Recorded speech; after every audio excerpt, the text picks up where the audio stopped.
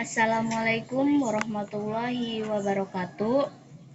Puji serta syukur kita panjatkan kehadirat Allah Subhanahu wa Ta'ala yang telah memberikan beribu-ribu nikmat kepada kita semua, diantaranya nikmat iman, nikmat Islam, dan nikmat sehat. Yang dimana dengan nikmat sehat kita bisa melakukan berbagai aktivitas dengan lancar. Salawat serta salam semoga selalu tercurah limpahkan kepada junjungan alam Nabi akhir zaman Khatamul Anbiya'i wal Mursalin, juga kepada para keluarganya, para sahabatnya, dan para pengikut setianya hingga akhir zaman. Perkenalkan, nama saya Dewi Sapitri, mahasiswa dari Universitas Sultan Maulana Hasanuddin Banten, Fakultas Sains jurusan Fisika, kelas Fisika 1B, dengan NIM 2117200043. Dibuatnya video ini untuk memenuhi tugas ujian akhir semester 1 mata kuliah Bahasa Indonesia dengan dosen pembinanya yaitu Dr. Haji Agus Gunawan, MPD. Saya di sini akan menjelaskan salah satu materi bahasa Indonesia dengan judul kalimat efektif. Sebelumnya, kalian di sini udah pada tahu belum apa itu kalimat efektif? Baik, di sini saya akan menjelaskan apa itu pengertian kalimat efektif. Kalimat efektif adalah kalimat yang disusun untuk mencapai daya informasi yang tepat dan baik. Dengan kata lain, kalimat efektif merupakan kalimat yang dapat mewakili pikiran penulis atau pembicara secara tepat sehingga pembaca atau pendengar dapat memahami pikiran tersebut dengan mudah, jelas, dan lengkap seperti apa yang dimaksud oleh penulis dan pembicaranya. Nah, jadi kalimat efektif memiliki kemampuan untuk menimbulkan kembali gagasan-gagasan pada pikiran pendengar atau pembaca seperti yang ada dalam pikiran pembaca atau penulis. Atau dengan kata lain, kalimat efektif juga disebut sebagai keefektifan kalimat sehingga kejelasan kalimat itu terjamin. Tadi saya sudah menjelaskan yang pengertian kalimat efektif, dan sekarang kita lanjut ke syarat-syarat kalimat efektif. Jadi di sini menurut Keraf tahun 1980 menjelaskan sebuah kalimat efektif bisa disebut efektif apabila memenuhi syarat sebagai berikut, yaitu secara tepat mewakili pikiran pembicara atau penulisnya. Yang kedua, mengemukakan pemahaman yang sama tepatnya antara pikiran pendengar atau pembaca dengan yang dipikirkan pembaca atau penulisnya. Ciri-ciri kalimat efektif. Nah, di sini tuh ada 7 ciri kalimat efektif. Yang pertama yaitu kesepadanan struktur, keparalelan bentuk, ketegasan makna, kehematan kata, kecermatan penalaran, kepaduan gagasan, dan kelogisan bahasa. Jadi di sini saya akan menjelaskan yaitu kesepadanan struktur. Kesepadanan struktur adalah keseimbangan antara pikiran, struktur bahasa yang dipakai. Kesepadanan kalimat ini diperlihatkan oleh kesatuan gagasan yang kompak dan kepaduan yang baik.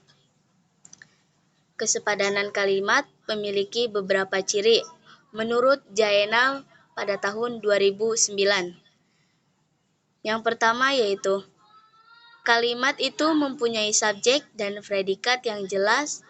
Kejelasan kalimat dapat dilakukan dengan menghindar pemakai kata dengan depan di, dalam, bagi, untuk, sebagai, tentang, dan mengenai. Yang kedua yaitu tidak memiliki subjek yang ganda. Yang kedua yaitu keparalelan atau paralelisme adalah kesamaan bentuk kata yang digunakan dalam kalimat itu. Dapat dikatakan kesamaan bentuk kata apabila memiliki bentuk pertama menggunakan nomina, maka bentuk kedua dan seterusnya harus menggunakan nomina juga. Kalua pertama menggunakan verba, maka kalua yang kedua juga menggunakan verba.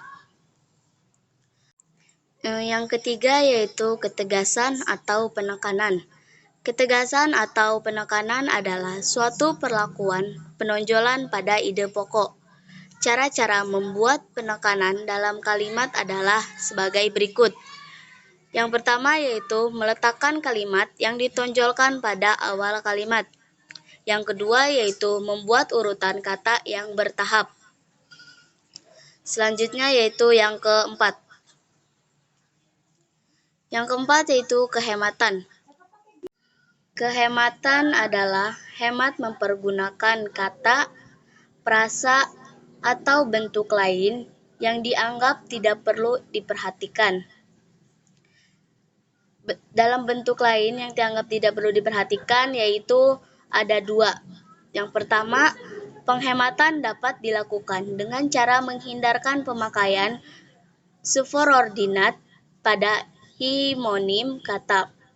Yang kedua yaitu penghematan dapat dilakukan dengan cara kesinoniman dalam satu kalimat. Yang kelima yaitu kecermatan. Kecermatan merupakan kalimat tidak menimbulkan tafsiran ganda dan tefa dalam pilihan kata. Pemakaian bentuk yang tepat secara berlebihan akan mengakibatkan beberapa makna dan menggambarkan selera pembaca atau pendengar. Mahasiswa perguruan tinggi yang dikenal itu menerima hadiah kalimat di atas memiliki makna ganda. Yang di garis bawah itu merupakan makna ganda dan yaitu siapa yang terkenal mahasiswa atau perguruan tinggi. Kata perguruan tinggi itu dicetak miring. Yang keenam yaitu koherensi. Koherensi atau yang biasa disebut dengan kepaduan yang baik dan kompak adalah hubungan timbal balik yang baik dan jelas unsur-unsur kata atau kelompok kata yang membentuk kalimat itu. Dalam kesatuan pikiran lebih ditekankan adanya segi isi, sedangkan dalam koherensi lebih ditekankan segi struktur atau interrelasi antara kata-kata yang menduduki sebuah tugas dalam kalimat. Dalam hal koherensi, ada baiknya kita memperhatikan beberapa hal diantaranya yaitu: yang pertama, kalimat yang padu dan tidak bertele-tele dalam mencerminkan dan berpikir yang simetris. Yang kedua yaitu kalimat yang padu dalam mempergunakan pola aspek, agen, verbal secara tertib dalam kalimat yang berpredikat pasif persona. Yang ketujuh yaitu penalaran atau logika, merupakan struktur gramatikal yang baik, bukan merupakan tujuan dalam komunikasi, tetapi sekedar suatu alat untuk merangkai sebuah pikiran atau maksud dengan sejelas-jelasnya. Maka dari itu, faktanya ada beberapa orang yang dapat mengungkapkan gagasan yang mudah dipahami tanpa harus memperhatikan struktur gramatikal bahasa. Jadi, struktur gramatikal merupakan unsur lain yang menjadi pengaruh dalam baik atau tidaknya kalimat dan mudah tidaknya pikiran dapat dipahami. Unsur lain itu adalah penalaran atau logika. Mungkin hanya itu yang bisa saya sampaikan. Kurang dan lebihnya mohon maaf karena di sini saya masih belajar. Wabillahi taufiq wal hidayah. Wassalamualaikum warahmatullahi wabarakatuh.